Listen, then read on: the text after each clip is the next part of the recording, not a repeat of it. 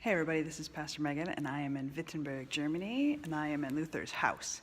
And part of the reason I'm showing you this room is because we might think in retrospect that Luther thought he had all the ideas after the Reformation. In fact, a church was created after him, right?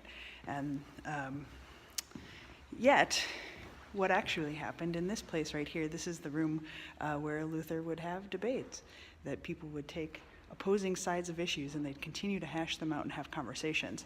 One of my favorite writings of Martin Luther is one where he's having a conversation, he lays out his argument, and then he says what the devil would say in response, but he discovers that the devil was right, and it must have been God all along.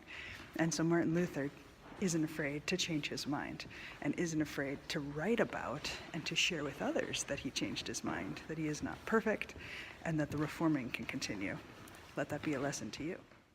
This room is another one of the rooms where Luther continued to have great debates. It was where he would eat, or called table talks, in the works of Martin Luther.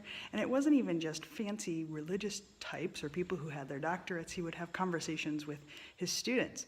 And one of my favorite things that would happen during these table talks is sometimes if Martin Luther would say things about women that his wife, who had prepared the food, did not like, she would walk past and steal his food away.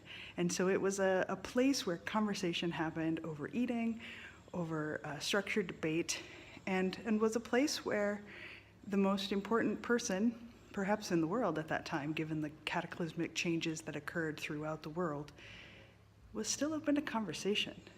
And that's rare, but very important to Lutheranism. So while Martin Luther was open to debate and continuously debating, he wasn't afraid to publish, right?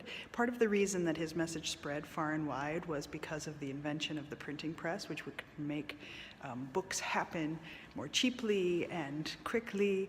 And he shortly amasses kind of a library of writings that he works on. And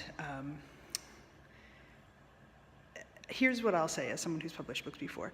The bravery that it takes to finally push print or to finally set it and put the ink in there and then put it out in the world is a special kind of bravery. It's the bravery to be wrong, the bravery to have your mind changed later.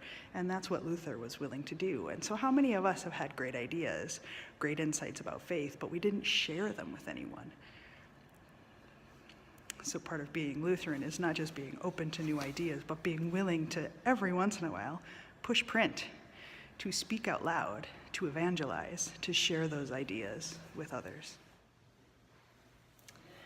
Luther famously said that when he's dead, his ghost is going to haunt the bishops and the monks and cause much more trouble when he's dead than 1,000 living Lutherans did.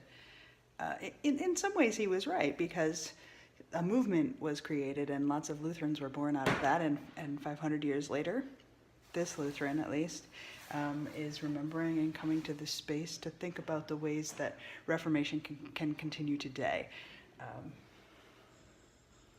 Hate to say it, fair Lutherans out there who are watching this, those ghosts that are bugging the bishops are us. And we get to choose what we want to do with this legacy. That's a bit of a crinkly floor, sorry. We get to choose what we want to do with this legacy, whether we want to use it for good or for bad, for protest, to be complacent. It's completely up to us. But hopefully, we'll say something when it needs to be said, we'll reform when reforming is needed, and we'll have the courage to press print once we're done. Take care, everybody.